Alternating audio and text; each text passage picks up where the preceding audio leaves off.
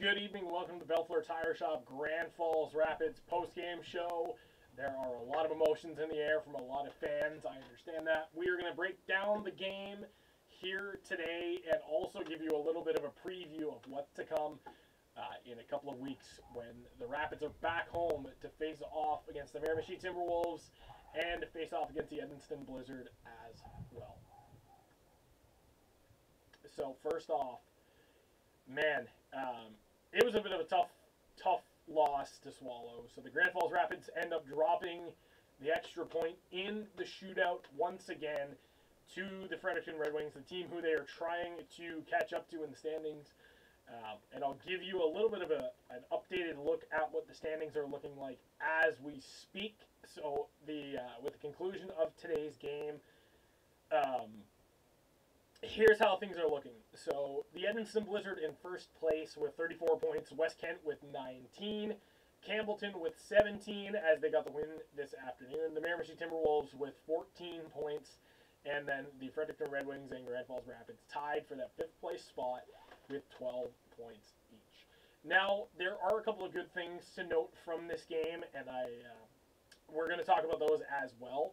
But I want to first off start by saying that the Grand Falls Rapids are now on a 4-game point streak and have 5 out of a potential 8 points. Now that's a very, very good thing. They're 2-4-4 in their last 10.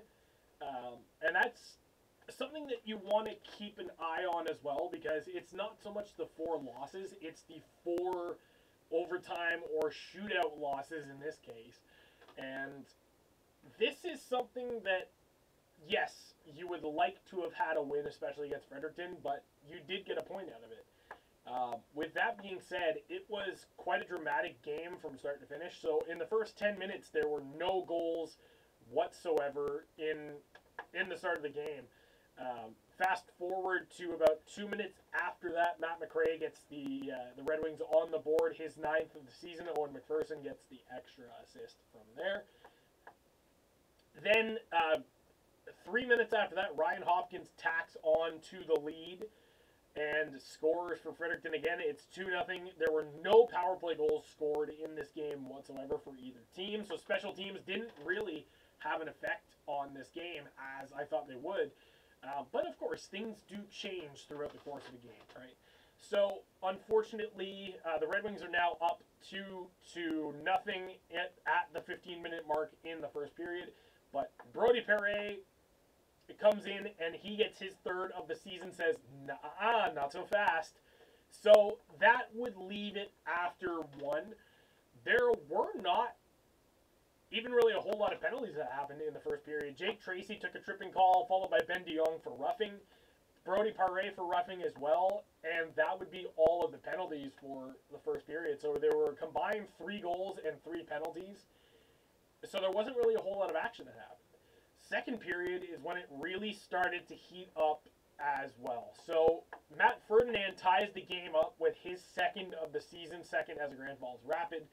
And this game is tied at 2-2. Now tempers would start to flare up as well between Joshua Henry and Patrick Baxter. They end up getting into a fight in the corner and just absolutely annihilating each other. Joshua Henry gets the extra 2 minutes, and it was for the aggressor in the fight as well. So both of their nights are done. Patrick Baxter and Joshua Henry both get 5 in a game for fighting. They are done. They are tossed. It is out of here. Sam McFarland takes another penalty, and Joe Wiseman exactly as well. There was only 1 penalty for the third period, and that was Julian Govro. He got a roughing call.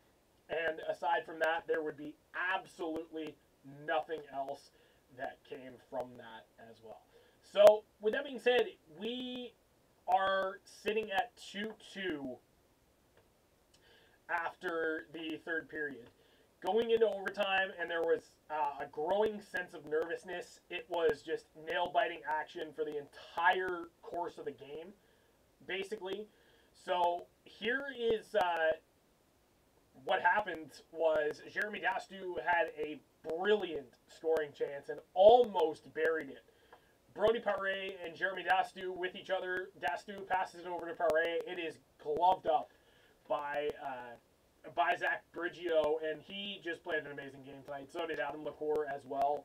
But at the end of the day, overtime would solve nothing, and it means that we would have to go to the shootout. So we here's a little bit of a stat for the last 3 shootout attempts that the Grand Falls Rapids have. And this is from when the Miramichi Timberwolves played, when the Edmonton Blizzard played, and of course from tonight's game as well. In their last 3 shootouts, they have only scored 1 goal. They are 1 for 9 in the shootout and have not been able to score any other goals since. Man, the shootouts are weakness. And I've said this time and time again, hockey's a team game. And say what you will, the shootout is entertaining and it's fun to watch, but it should never come down to individual skills to determine a game. Hockey is a team game, and it shouldn't come down to what player can help us win. Now, it does add that extra little bit of entertainment and nail-biting factor to it, but for me, the shootout's fun until it isn't. Like, the first couple of times you see a shootout, you're just like, oh, yes, it's fun to watch and see them get creative. But as you go on, and even at the national level, when it comes to international play or the National Hockey League, it should not come down to one player determining whether or not they're going to win the game in a one-on-one skills competition. That's what the All-Star Game is for, and that's what the Breakaway Challenge is for. Personally, it shouldn't come down to individual skills. But that's part of the rule book, is shootouts are part of it. So it's unfortunate that the Rapids are 0-4 in the shootout this season, and in their last 3 shootouts, like I mentioned, they're 1 for 9. And the only goal that was scored in that span was Raphael Denis on that shootout attempt. And he got very close, very, very close to giving the Rapids the lead in this game as well. He pulled a deja vu move on Zach Briggio, but was just a little bit too slow, so to speak. Refs blew the whistle, and it was almost the exact identical fake-out goal that he got against the Miramichi Timberwolves. With that being said, there were a lot of really good positives to take from this game as well. They didn't let in that first goal of the game in the first 2 minutes like we would usually see them do. They did a great job doing that against Summerside the other night as well. And for, I'd say, a good chunk of the game, they kept the Red Wings off the score sheet when it easily could have been 7 or 8-0. Now, that does go both ways. The Rapids have a lot of opportunities that they couldn't cash in on, but were very solid chances that easily could have gone the other way as well and ran up the score in that respect. But this was a very hard-fought game. There were some penalties and tensions flared up a little bit, but for the most part, the entertainment value was there. The fans, it took a little bit of time to get into it, but they were into it by the end of the game. And again, we're just cheering loud and proud for this Rapids team. A shootout loss is never a fun thing to go through, especially not when there are so many points at stake. But with that, there is some good things with this too, because you not only extend your point streak to 4 games, but you inch closer to the Miramichi Timberwolves, who are only 2 points ahead of you for that 4th place divisional playoff spot. And the Campbellton Tigers are only 3 points. If you go further than that and you really want to run up how close this division standing is, the West Kent Steamers are only 5 points ahead of the Grand Falls Rapids. So that is the equivalent of going to either overtime or a shootout plus 2 wins. So with that said, they're going to have a week off next week. And then they're back in action, of course, against the Edmonton Blizzard. I believe it's going to be an away game. And yes, it is. They're on the road Friday, November 15th at the Jean Daig Center to face off against the Edmonton Blizzard. There is a potential opportunity to get a win. And then the team that you're trying to catch in the standings as well on November 17th, where they're at home, to face off against the Miramichi Timberwolves. From there, it's going to be another game on the 20th against the Edmonton Blizzard again. And then on the Saturday, November 23rd, they are off to Amherst to face off against the Ramblers for the first and only time this season where they're on the road.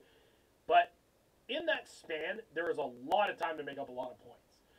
With this said, you saw the frustration from the players, you saw the frustration from the fans about the result of the game tonight, but here's the thing. It's frustrating now, but you think about it, they got a point out of it. They could have easily gone down and got blown out 7-0 and not got a point at all. Then it would have been even worse. But when you lose, especially in overtime of the shootout, when you could get that extra point, it stings a little bit more, especially against a division rival like the Fredericton Red Wings, who this season have the Rapids have struggled against the Red Wings this season a little bit, but it's not impossible to beat them. Every team in the league is beatable, and that's all they've got to do is just get that into their heads now that you beat Summerside, you can beat anybody else, and that's just the mentality you've got to go into it with. A couple of lineup changes as well. Something that was talked about earlier in the pregame today. Jeremy Dastu and head coach Greg Leland served out their one-game suspensions, so they returned to the team this afternoon. Dastu looked good. Coach Leland, of course, back on the bench, and as animated as ever, you love to see him behind the bench. With that, though, there was another change to the lineup where two more come back. One more is suspended, and that is Will Morrison, who got a 3-game suspension for kicking. Now, this is a bit of a controversial call, and I'll let you be the judge of whether or not you thought it should have been, but he is serving out a 3-game suspension now for kicking. This is the second suspension that he's got this season. The first time that he was suspended was a 5-game for the instigator at the end of the fight, or the instigator in a fight at the end of the game, and now, of course, this. So it's a total of 8 games so far that he's been suspended. It sucks. It really does, because you're without one of your top defensemen and somebody who really helps your team in the defensive zone and as well on the power play. When they do have those opportunities, he's a guy who you can rely on to help carry that special team, whether it's the power play, the penalty kill, or just 5-on-5. He's a big piece of your lineup that's now sitting up for the next couple of games.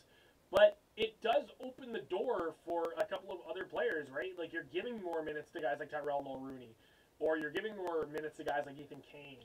So there is a positive to that, but it also really sucks that you're losing Will Morrison for those 3 games. And with that said, he's going to be out in those really crucial matchups and won't return until after the game against Amherst on November 23rd. So this is going to be another one where the Rapids are really going to have to focus on the task at hand. Don't worry about how is this going to go. Don't worry about the end of the result. Just focus on the now.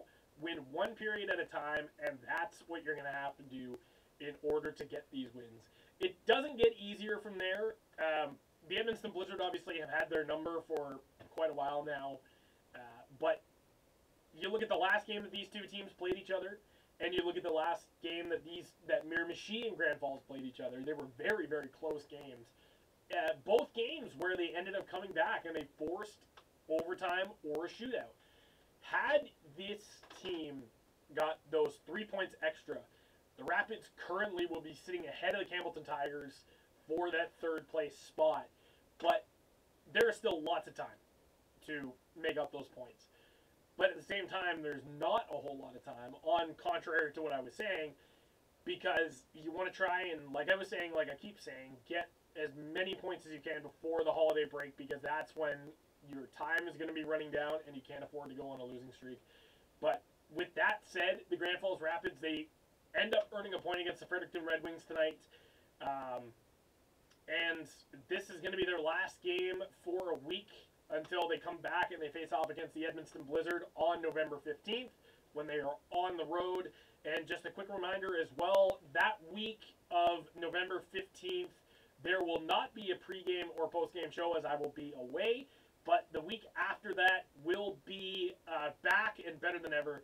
And hopefully, like I was mentioning, the boys will string together a few wins. And just maybe, just maybe, they will be up higher in the standings and be in the running, and a serious running, for a playoff spot and opportunity That being said, thank you very much for watching this episode of the Grand Falls Rapids post-game show, sponsored by Bellefleur Tire Shop.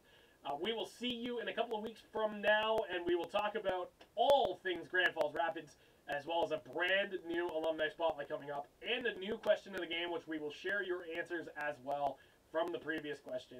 But until then, thank you very much for watching, and we will see you in the next one.